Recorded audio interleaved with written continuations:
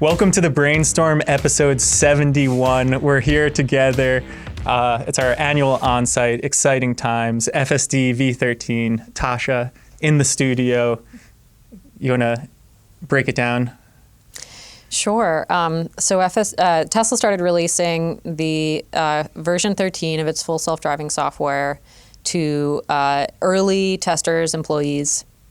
Why do we care about this? Well, of course, longer term, Tesla has plans for full autonomy, so it's another step in that direction, but it's actually quite an important step because this is the stack. So, previously they were on version 12. Version 13, which should have a number of iterations, is what they plan on launching a Robotaxi network with. That will be next year.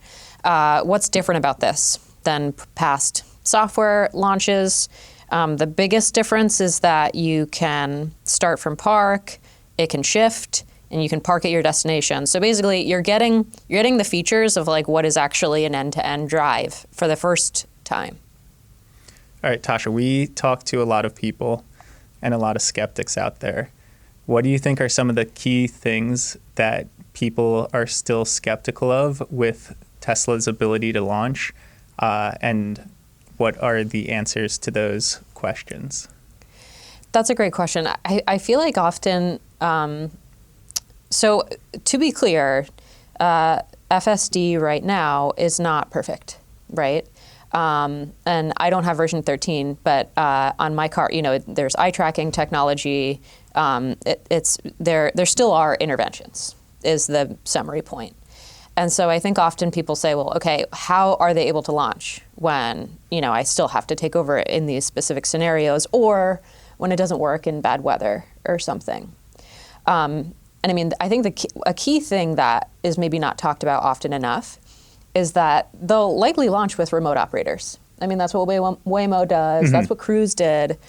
So it doesn't have to be perfect at launch. It just has to be good enough such that you can sub in this remote operator system when you need to. And of course, the more you do that, the more complex it's going to be and the more costly it's going to be. So they probably want to reduce the amount of time that the remote human operators help the car. What about the infrastructure needed to support a robotaxi business? Charging being one of it, or a part of it, and then I think in the demonstration they showed a robot cleaning the car as well. I think charging feels like more of a hurdle, especially since they're doing a new type of charging. How do you factor that into the rollout of the Robotaxi network? Yeah, so, I will want to hear Sam's thoughts on wireless charging since we've talked about it a lot. So they unveiled wireless charging at the CyberCab event. It looks like I would say for like future scale of this service, that makes sense because then you don't need a human. The car just autonomously drives over a pad that gives it a full charge.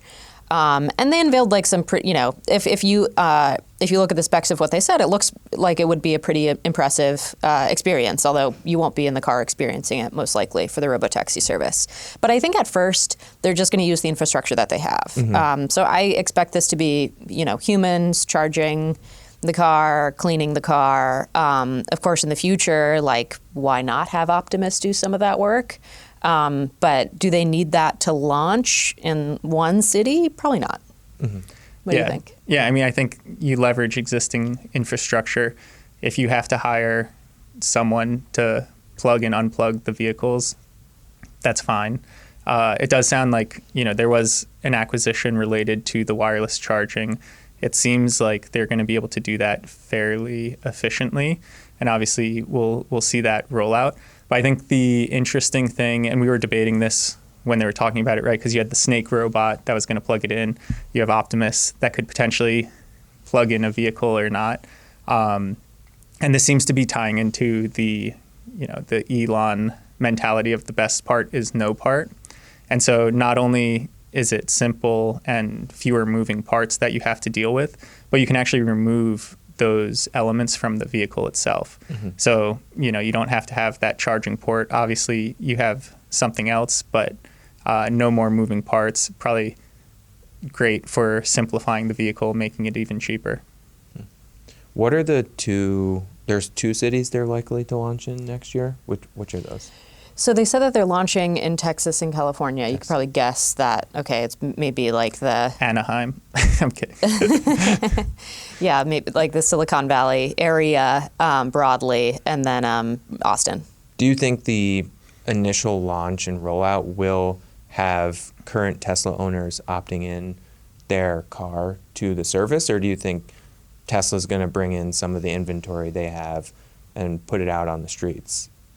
I think that's another good point, because I feel like that's also a point of confusion here, because Tesla talks so much about, so much to the audience of owners about, well, you can sign your car up and actually you can make a good amount of money off of this service. I think that they're doing that because they want people to sign their cars up to meet peak demand. I don't think that's going to be... I don't think every car, in the initial launch has to be a customer sign-up car. Mm-hmm. I think they can use a small fleet of their own vehicles, but customer cars supplement it. So they want to get customers excited about it because they want that supplement. They want to make sure that the volume is there when they need it. But long term, this is a fleet model. So I think there'll be third-party companies. We've heard Tesla encourage these companies to sort of come about that own the cars and operate them for Tesla. And then Tesla keeps like a small fleet to themselves. Mm-hmm. And I feel like for a company that's so fast-paced, so fast-moving, so agile, for some reason, people, when they talk about Tesla, it's like, oh, it has to be one way, and they can't change or adapt. And it's like, that's obviously not the case. They adapt and change all the time. And so, will they launch with their own fleet and perfect everything? It seems like that could be possible, right? It's like they want to have a great service.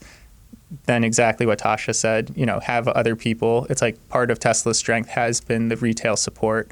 It's like the referral program, everyone who's so excited about it. And I think this ties into one of those points that we often hear, which is people saying, oh, I don't know if I'd put my Tesla into the fleet. And to me, that's a crazy statement, because right now there are Uber drivers sitting behind the wheel doing it. And so you're telling me those people wouldn't not sit behind the wheel and do it? It's like that, to me, that doesn't make any sense. It's like, of course, maybe, VC who has a Model S Plaid isn't going to want to do that. But, I'm sure the vast majority of people would gladly lease out their car for extra cash. Yeah, and it's like, let's remember the kind of current trends that have been happening for the past decade plus. It's like fewer young people want their license, ride hail has taken hold. So it's like this kind of fits in with what's, I think, been happening for a while.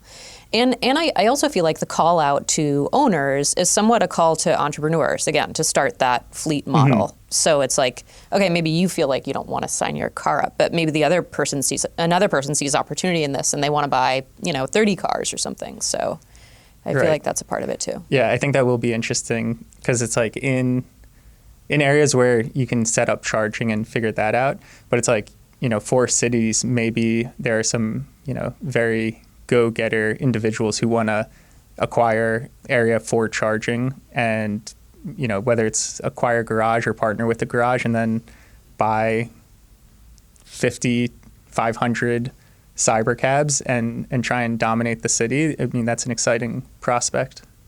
And there's actually already pockets of people doing this. I know I saw on X someone in Europe has a fleet of Teslas, and this is like their exact plan when the service is available there. So I don't think it's too crazy of an idea. I think that there's already those people out there. It's just a matter of incentivizing them and getting like the logistics of the program in place for it to work.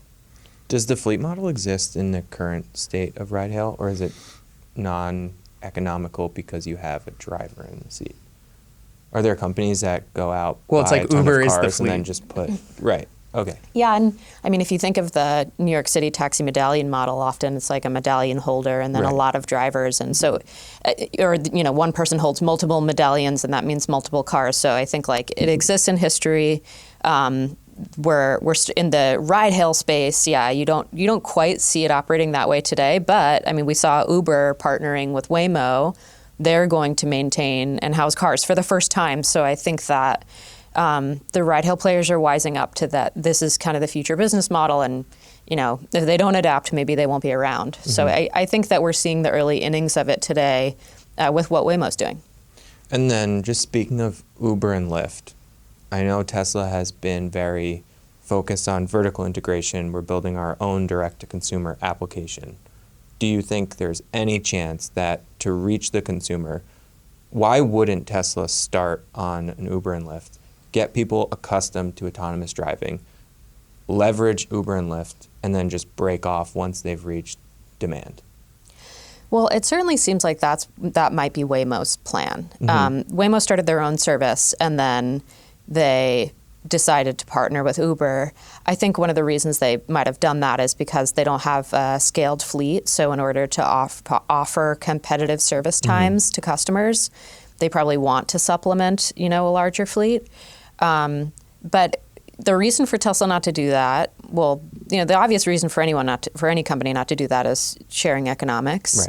Right. But we've actually published a blog that shows that Tesla's, if Tesla were to launch with human drivers today, they could already undercut the cost of Uber slightly, because we know from Sam's work that the operating cost of an electric vehicle is already cheaper than a gas-powered car. And Tesla has this nice verticalized structure that I think allow it a lot of advantages. So I think that because Tesla is this vertically integrated manufacturer, they're not in that Waymo position where they will have to necessarily partner. I'm not saying it's totally out of the question. I just think it's unlikely. I'd be really surprised. And it's not really Tesla's style. They're more a do-it-yourself type right. of And it company. ties into what Tasha was saying earlier with the drivers being able to put their cars in the fleet. So it's like you can imagine, right, there's not a steady demand of rides over the day. And so if Waymo was going to do this themselves, it's like during rush hour, how many cars would Waymo need to own to meet that demand? Because it's like you don't want to open up a Waymo app and say like, 17 minutes till a car gets to me, right? Then you're never opening the Waymo app again. You're just going to Uber. With Tesla and the support of drivers being able to put their vehicles into the fleet, it's like Uber doesn't solve a problem for Tesla if Tesla has that capability. Right. Just in thinking about Uber and Lyft and what other competitive advantage, I think this applies more to Uber, but they're a full service platform. They do more than just ride hail. They have delivery. They have different segments of ride hail. Do you think about that at all? If you're operating an autonomous fleet, delivery might be hard until Optimus starts working. But I would think that maybe that gives at least more mind share to an Uber. When the consumer goes to think of a ride-hail app, they're already accustomed to getting delivery from Uber Eats. That does have some sway with the consumer. Maybe price is a determining factor here, but I'm just curious how you think about it, because Tesla's going after one component, but there is other services now tied into the businesses of Uber and Lyft. So your point is it's like both on kind of the customer network that Uber already has, plus this full suite offering? I think of it like in my space, we have a company in terms of Spotify, right? And Spotify started just music. Now they do audiobooks, they have podcasting, and it's like a full service audio platform. That's what Uber and Lyft and some of these other services are going after. And that, to me, is a moat that is really hard to break once you have the full suite of services on one platform. So if there were a company today that were to come out with a streaming service and they just did music, I wouldn't even think about it until they had everything Spotify had to offer, if that makes sense. I know it's not totally applicable, but there's some analogy there, maybe. Well, I think when I do think it's like Uber Eats and Lyft and DoorDash are partners. It's like the delivery side, I think, is complex. And I think this is also why so many people say like, Uber's a difficult business to run. Like, it's not going to be so easy for Tesla to just do it. And I think that's because Uber is doing so much. I think Tesla can run a Robotaxi service much more simply than people expect, right? Interfacing with restaurants and all of that stuff. I don't think that's the lowest hanging fruit for Tesla to tackle day one.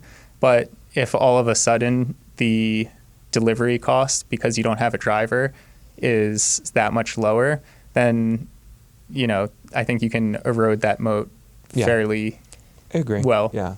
I think a couple things. Like, one, it depends on the market. We know that, like, if you're an Asian consumer, you might be accustomed to like these super apps, and then the user behavior there might be different, right? So there could be different considerations for different markets, but I think the U.S. is actually the most important market for ride hail because of the price ceiling that we have versus, in China it costs maybe 30 cents per mile equivalent. Here, $2 a mile. It means, makes for a much more profitable service if you're launching here for robotaxis. Grous had originally planned to integrate some kind of delivery into their, future service with ride hail. I think they were doing that because they didn't have great utilization rates. And again, that was a fleet size issue from my perspective. So Gotcha. If Tesla is a vertically integrated manufacturer, which they are, they won't have that. That presumably might not be a problem for them. I think, Uber's main asset today is their drivers, which is going away. I think routing is difficult, but the hardest parts of routing are like incentivizing the drivers to be in the right places. And you don't have to do that when the cars are robots. That's a great point. And then the last thing I'll say is, a big part of our thesis on delivery. So one, I'll point out, Tesla actually has a lot of the components of delivery. They have the semi-truck. They unveiled the other vehicle that fits multiple passengers at the Cybercab event. You could imagine that could be for cargo as well if they took out the seats.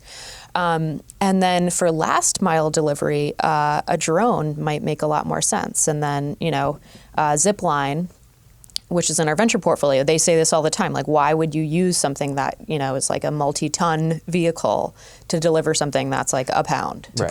You got to protect the burrito at all costs.